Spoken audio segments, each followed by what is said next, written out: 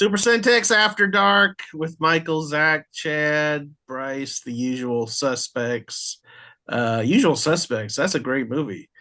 uh, I've Chad, you never like? seen it, so I I don't think I I have don't either. know. Like I kind of want to follow that up. I wanted to kind of want to dive in there and talk about my puke shot right off the bat Yeah, I that I saw that didn't on Twitter. That realize was that I crazy. had. Okay. Yeah. Talk about your what?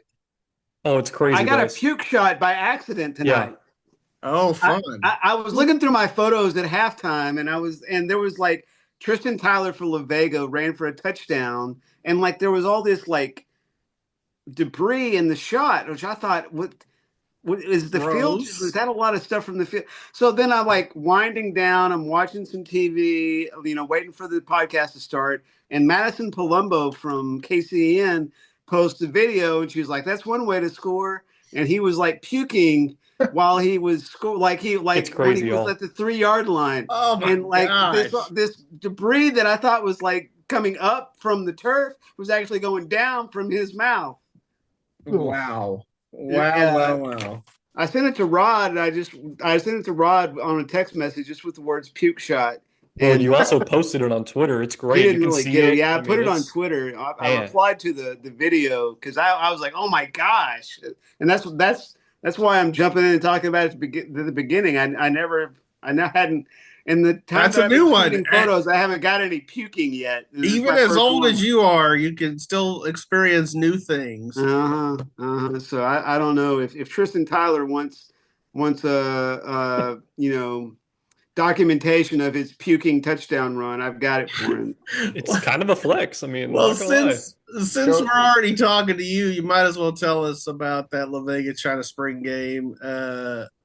Obviously, the Pirates took care of business, but it, Yeah, yeah. So I don't know about you guys, but I always kind of have like this desire to use boxing analogies, mm, like in my lead paragraph, right?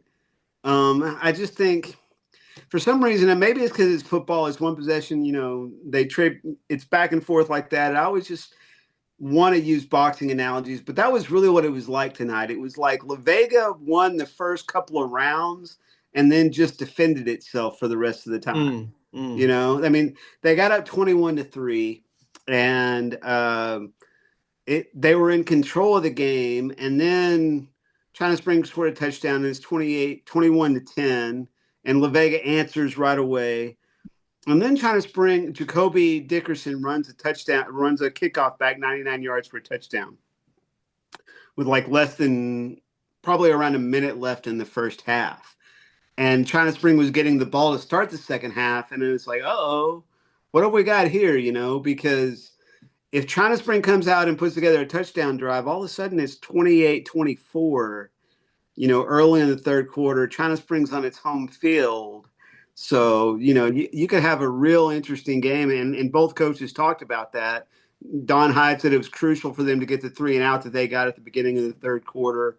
And of course, Tyler Beatty said, they were a couple of scores away from kind of really doing what they wanted to do, was just like giving themselves a chance at the end of the fourth quarter. So, but La Vega's defense was really good. They weren't overpowering at the line of scrimmage, but they made all the plays they needed to make. They actually shut out China Spring in the second half. So there you go, 38-17 win. My QB for on our fantasy this week, Courtney Parr, he passed for 780 yards Mm. and No, he a didn't. couple of touchdowns. 780 yards. Shut up. I am gonna make No, that wasn't I true. I was am just gonna make trying to. Michael happy when I mention Evan Moreno's I'm stat line. stoked. And Yeah. and I think Zach's gonna make me happy with London Smith too whenever we get to him. So Yeah. But here's the thing. I do think Courtney Parr had a good number of yards. Obviously, I was yeah. shooting and not doing the stats, but I think when those come out, I think it's probably around 200, 250. So, By the way, just for clarity, I think you meant Jacoby Bledsoe on the return, well, who did not I say? not Jacoby like Dickerson? Dickerson. Yeah, I think you said I got it Dickerson. mixed up with the kicker. It's all good. Just want Joseph to make sure. Dickerson is the kicker. Jacoby Bledsoe. Thank you for that. Okay, It's well, I just wanted to late. make It's sure. after dark. Hey, I'm not This is taking what any we shots. do. This is what we do. You want me to get my game out of the way, yes, Bryce? Michael, Come since on, you're man. on it, take us away. Well, look, what was it, 64-0? I'm not going to say a whole lot about this game. There is context involved. I mean, That was we've West spent, and Mejia, by the way. yes, West with the 64-0 home win over Mejia. We've spent a lot of time kind of hyping up the Black Cats a little bit, and I still think rightfully so. Dude, West is really good and just sound across the board. I think the Black Cats have more speed, more athletes maybe, but Mejia was certainly like still pretty banged up going into this one. And look, I'll be honest, I've seen Mejia with some of those guys that they were missing. I still haven't seen them with Jadarius Davis, their quarterback who they've turned to. He did not play tonight. So maybe that would have made a difference. But look, I guess what I'm trying to say is I think even a fully healthy Mejia team, I don't think they're going to really be able to keep up with this West team. This West team is really, really good. I said it was the Dub Crane show. It was kind of a breakout performance for him. I think people out in West have kind of seen the flashes with him. You know, he was a sophomore last year when he started for that 5-5 team, and they were on the cusp of making the playoffs. I mean, they were right there. They just kind of narrowly missed out. And man, he totaled 6 touchdowns, 5 through the air, 1 on the ground. Did most of his production in the first half. He completed his first 11 passes of the game. Efficient, 14 of 16, I think, for the game, over 250 yards, just really clean game. And also the defense, which has kind of been their thing lately, has just continued to dominate. I think they have shutouts in 3 of the last 4 games, and they only gave up 7 points to Maypearl in that stretch. So they're outscoring opponents by like 200 points in the They're last gaining 4 momentum. games. That's Yeah. it's fun to see. And what I mentioned here toward the bottom of my article, West and Whitney, who are the only unbeaten teams in that district, District 5, 3A Division 1, they're going to meet in the regular season finale on November 7th. So that's right. It's still early, fairly early, but that might be a game you could look at as like, hey, Yeah. that could That'll be fun. It's So we'll always see. a great rivalry anyway, but It is.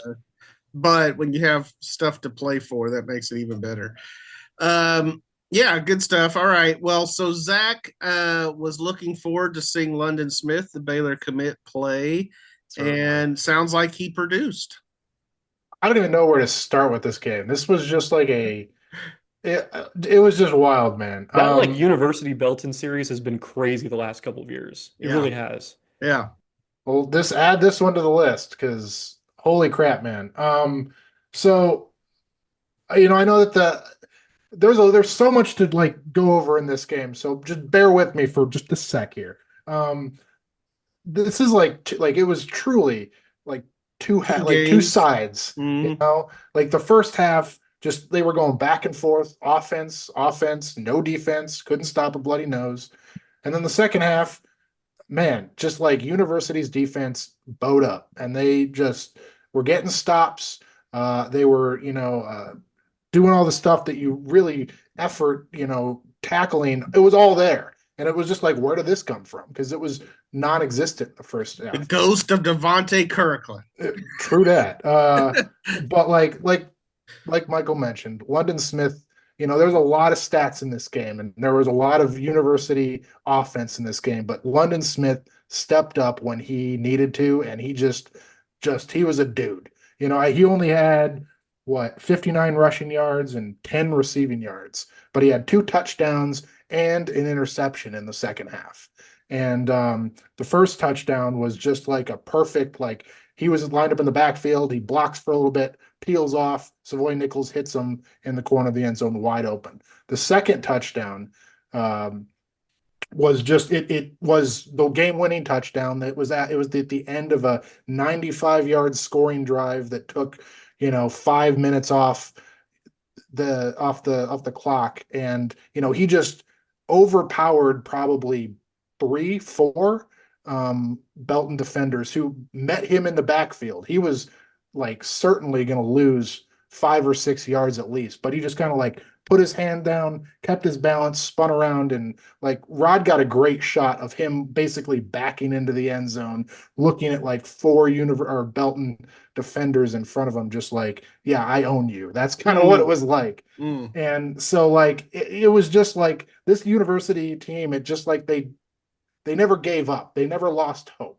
And talking to Coach Foster, the message at halftime was simple: just have each other's backs, and they certainly did that.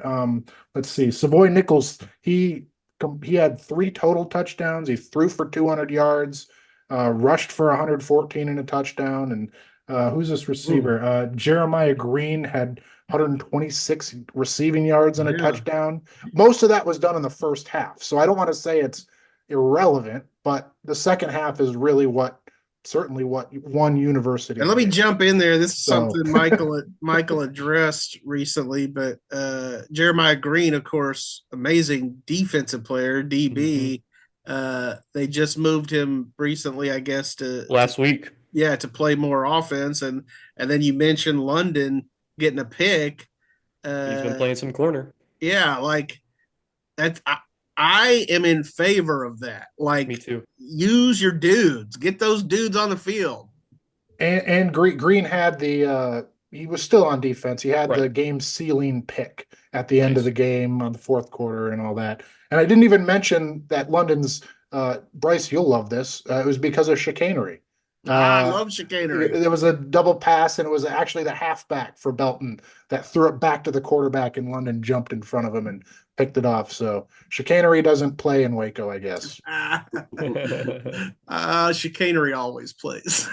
Good win for University. That's huge win. Well, and as I mentioned in the Trib Top 5, it's similar to that Midway Temple game. It not only keeps University in the race for that district title, which sets up a pretty interesting matchup with Brenham at Waco ISD Stadium in a week or two, and this puts University in the driver's seat to host the playoff game again. So really big deal.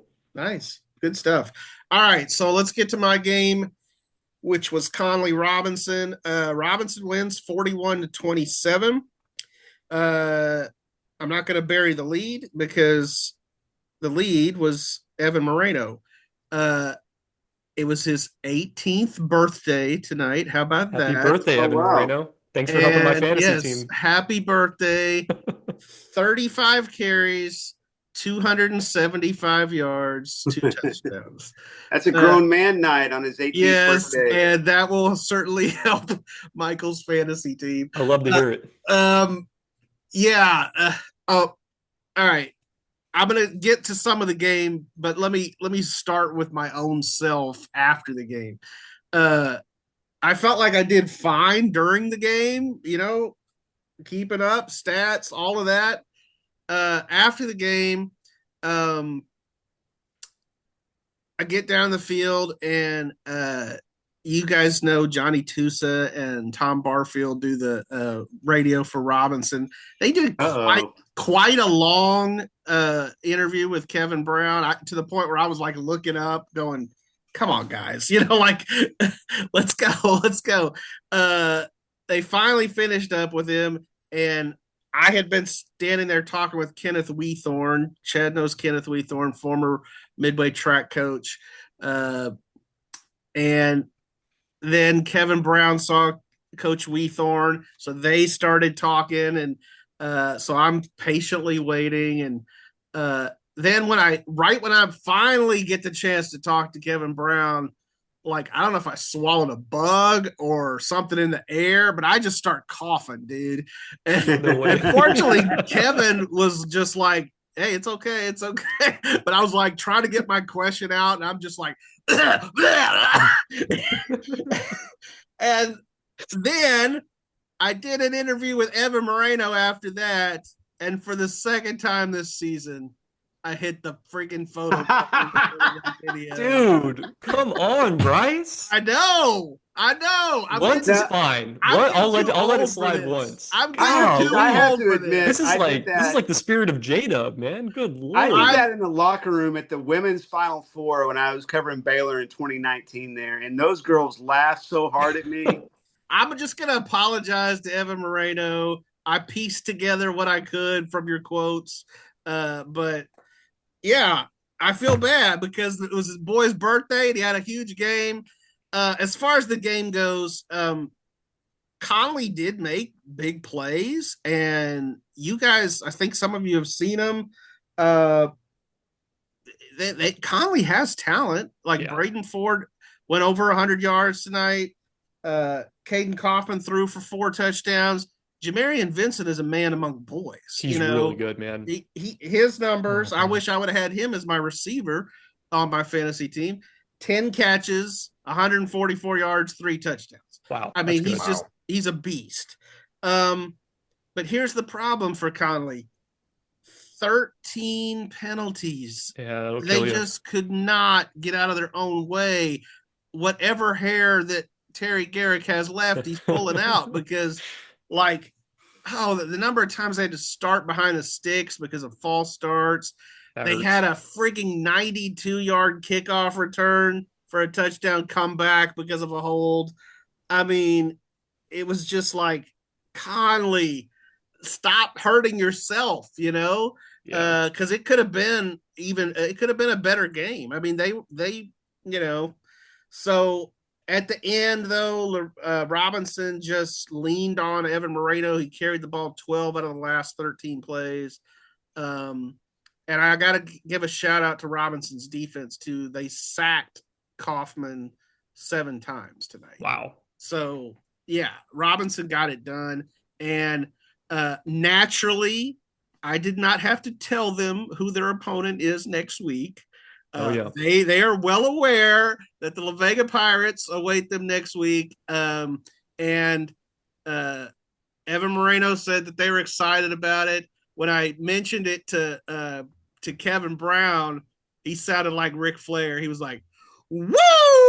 Okay. He said, he used the old to be the best, you have to beat the best. That's right. But here's what he said. He said, look, we respect those guys. They've earned their respect. They deserve it.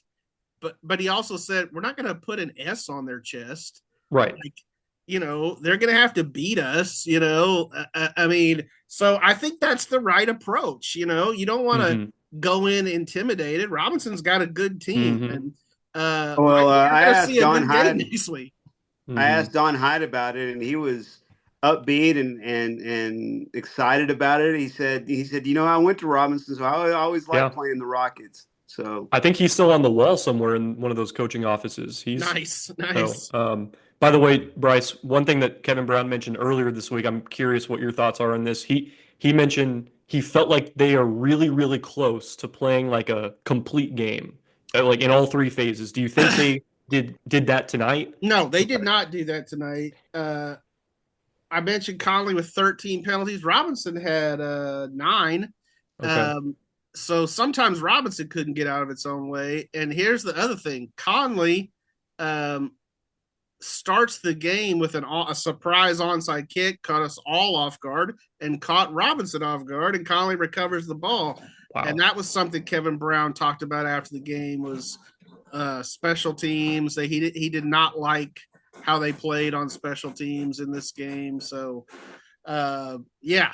it was not a complete performance by the Rockets, but it was good enough to win. Well, and that's what I would say about La Vega too. And yet they both those teams got done what they needed to get done. And I mentioned in my story that it's a potential district championship game. It really is.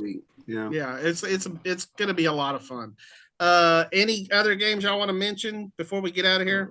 Hey, I went 35-3 this week, or that's where I'm at so far. Chad, you're killing it. 45-21 Gatesville over Lorena on the road. That's an impressive win for the Hornets. I wanted to bring up. Yeah, no, that's a good win. I had taken a shot. I was 34-4, by the way. I took a shot with Lorena, knowing that I was swinging for the fences there. I took a shot on McGregor. They were 1 point short of Rockdale. 36. Yeah, that was a close game. I thought McGregor was going to pull that one off. There was a lot of chalk out there this week. Here's the one I wanted to pick, and I'm kicking myself for not picking it. But I guess, did y'all see Wortham beat Meridian? Oh, really? Yes. Oh, they shut them out. 36-0. Wow. 36 to Bagel. And going into that pick, I was like, Wortham's always better than Meridian. Like, if Chad Coker wants to talk any trash to us, he has grounds to do He so does. this week. He does. does. But here's the thing. I went with Meridian just based on this year's results. Me too. Because Wortham hadn't been able to pee a drop, man. No, you're right. They had not scored hardly at all season. And so this is a big breakthrough, I think, for Chad Coker's team. Mart is quietly putting together some nice wins, Yeah. which we expected. But what did they? They were 61-0 over Hubbard. And I'll be interested. The fantasy thing is going to be fun because, look, Fairfield was up 42-0 at halftime. I'm sure my boy Cole Collins got some stats. He definitely did. Yeah. So, we'll see how all that plays out. But let's get out of here. Chad, Zach and I have an early morning going to Fort Worth. Hey, one thing I told Jeff Coker, we talked about Chad Coker, no relation, Jeff Coker at Crawford volleyball coach. Yeah, it gave me a nice compliment. Of course, the Kent Bechtel, the Spirit of Kent Bechtel story that ran earlier tonight. Great story. A lot of good reactions on Facebook from that. Lonnie Judd tonight, yeah. Chad mentioned it as well. So yeah, had he read it already? Yeah, he had. Yeah, good. Jeff Coker mentioned he was a Midway football player too, so that's another program that Kent Bechtel has impacted. So that's cool. Wow. Cool. Yeah, very cool. Yeah, well, good stuff, guys. Yeah, coaching tree. His coaching tree extends a lot of different ways. So. And Jeff has 3 state championships at Crawford in volleyball. So right, and another guy, Chad, that is in that Bechtel coaching tree is Clint Zander. Yeah. There was so much from this story. John Bechtel and I talked about the coaching tree and all the guys that have coached for him, and I tagged. I don't know how to use Facebook very good, I guess, because anyway, I tagged. Well, then I don't feel so bad about hitting photo instead of video. Yeah. Well, anyway, I was just trying to mention Coach Bechtel's daughter, Vicky, in my Facebook post. Right. It ended up being like the title of a Facebook post. But that's okay. I hope she got to see it. She and Jamie got to see it. But like I said, a lot of good reactions there and everything. So yeah. Chad and I have been around a while, and we remember Kent Bechtel well. And it was hard when he passed after a battle with cancer, because he and Leroy Coleman both. Leroy Coleman was the former university head coach. I mean, just two of the nicest human beings you will ever encounter. And I think that came through in your story, Chad. So nice. Yeah, I was really pleased and had a lot of great conversations about it this week. Anyway, I know you guys got an early morning. All right, peace out. See y'all. See you guys. Yep.